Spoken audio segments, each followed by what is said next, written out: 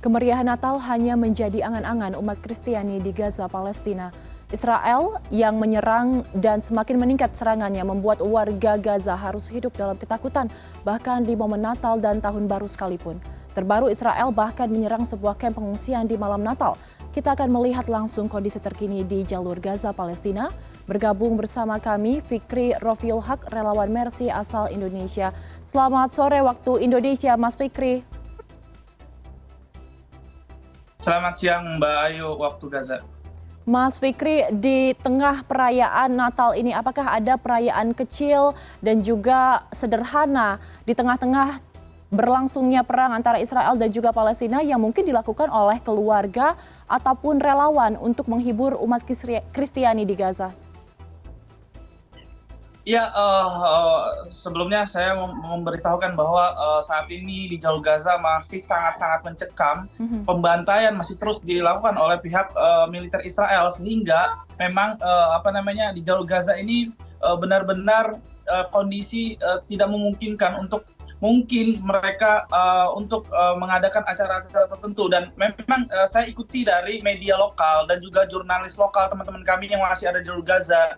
Dan juga dari kondisi yang kami baca di di jalur Gaza, untuk saat ini mungkin saya belum melihat warga Gaza mengadakan acara Natal, karena perlu diketahui bukan saja rumah sakit ataupun sekolah-sekolah, namun gereja-gereja pun ini menjadi tempat mengungsi bagi warga dan juga tempat merawat warga luka-luka yang ada di sekitar. Sehingga memang bukan saja masjid ataupun rumah sakit, gereja pun menjadi tempat beristirahat bagi warga, dan keadaan di sana mungkin sangat-sangat mendesak, sehingga sejauh ini update yang saya dapatkan tidak ada perayaan Natal di jalur Gaza. Dan juga memang sampai saat ini juga ada 3 gereja yang mengalami kerusakan. Salah satu gereja tertua di dunia yang ada di Gaza, yaitu gereja Ortodok Yunani Saint Porphyrios, juga mengalami kerusakan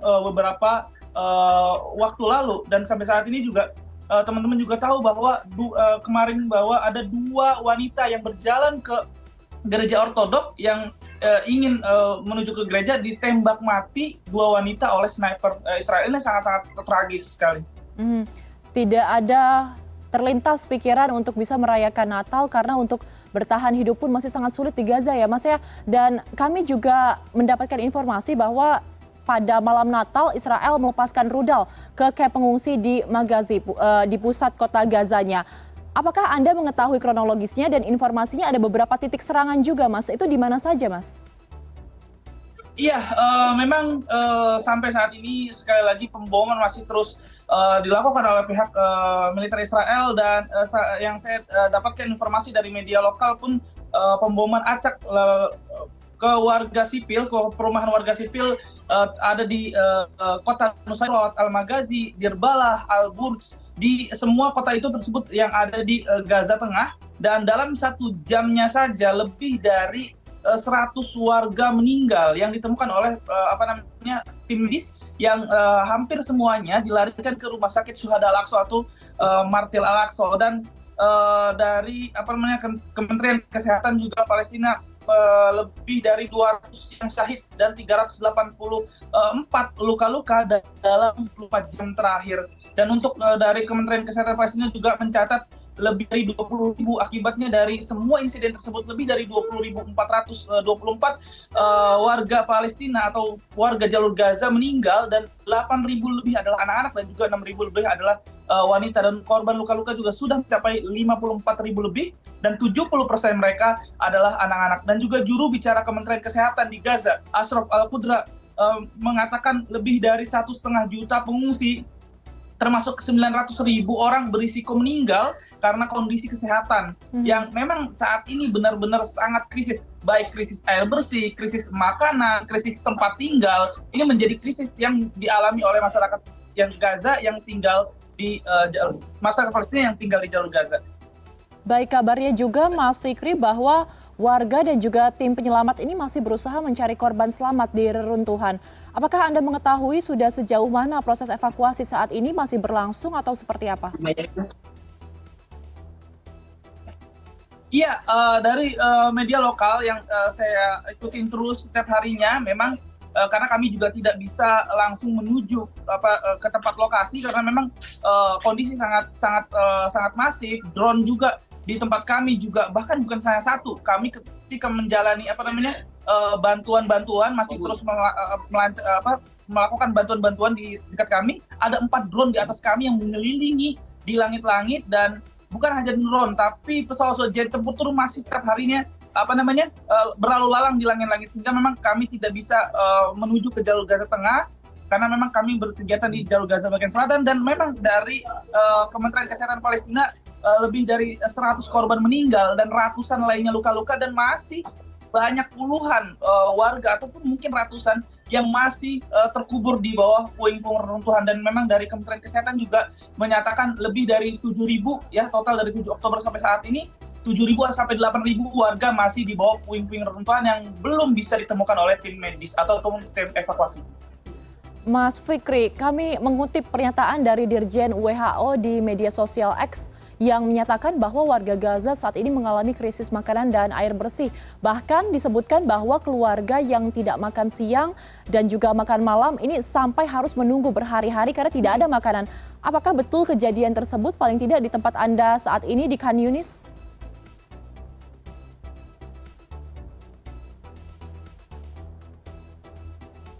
Iya, saat ini memang truk-truk bantuan dari perbatasan Rafah ini benar-benar di stop ataupun hanya beberapa saja yang masuk, sehingga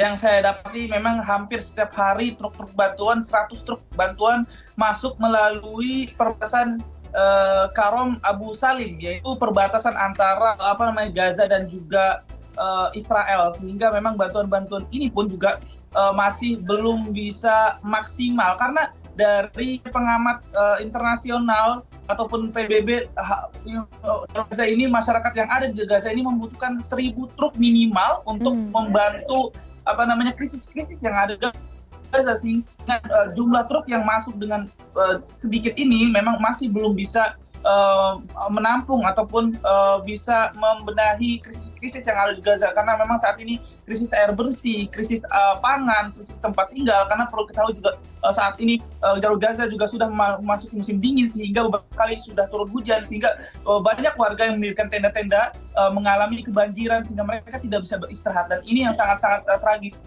karena memang lebih dari 1,9 juta warga mereka meninggalkan rumah mereka untuk mengungsi ke tempat yang mereka anggap aman sebenarnya, walaupun sebenarnya tidak ada tempat aman bagi warga Palestina sendiri ataupun warga asing yang ada di jalur Gaza. Tidak ada tempat aman bagi warga di Gaza, termasuk juga tidak ada jaminan keamanan untuk cadangan makanan. Kami ingin mengetahui, Mas Fikri, saat ini berapa cadangan makanan yang masih ada dan kira-kira masih cukup dan aman untuk bertahan berapa lama lagi? Ya, kalau untuk secara gambaran totalnya kami tidak mengetahui berapa pangan yang ada di Gaza. Namun memang kalau kita lihat, karena saya hari ini juga tadi sebenarnya keluar dari kota Khan Yunis ke kota Rafah, walaupun sebenarnya serangan-serangan masih terus dilancarkan, dan juga kami sebenarnya awalnya niatnya untuk meliput gereja-gereja yang ada di jalur Gaza bagian selatan, namun kami tidak mendapatinya. Kondisi yang benar-benar melakukan apapun untuk mereka bertahan. Maksud kami menjual apapun makanan yang memang sebelumnya saya belum pernah menemui itu makanan tersebut, dan makanan tersebut dijual di sepanjang jalan raya, dan juga bukan hanya makanan-makanan saja, tapi bantuan-bantuan mereka, bantuan-bantuan logistik juga ada yang mereka jual, karena memang mereka mungkin tidak membutuhkan itu, sehingga mereka menjual untuk ke orang lain, dan uangnya tuh untuk mereka makan untuk satu keluarga. Dan saat ini krisis bahan pangan terutama ya di jalur Gaza sangat tragis, terlebih lagi di jalur Gaza Utara, karena truk-truk bantuan ini tidak bisa sampai ke jalur Gaza Utara karena pemboman atau pembatasan yang antara Gaza Utara dan Selatan masih ada militer Israel di sana. Dengan kondisi krisis yang semakin parah seperti yang Anda gambarkan, Mas Fikri, di momen Natal dan menjelang Tahun Baru ini, apakah ada bantuan khusus yang diberikan baik dari organisasi dunia ataupun negara-negara pro-Palestina?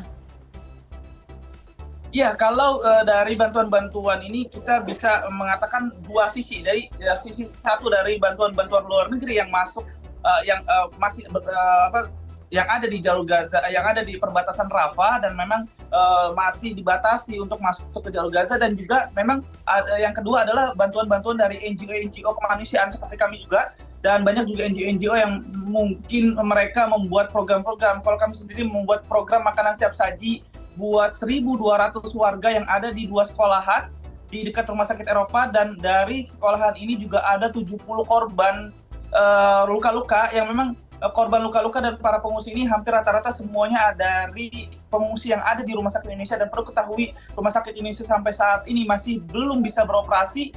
Dan selain dari NGO-NGO juga pemerintah juga membuat program-program seperti pemerintahan Palestina ataupun PBB juga, mereka membuat makanan siap saji karena ini yang sangat dibutuhkan bagi masyarakat untuk melangsungkan hidup mereka yang di bawah agresi militer Israel ini.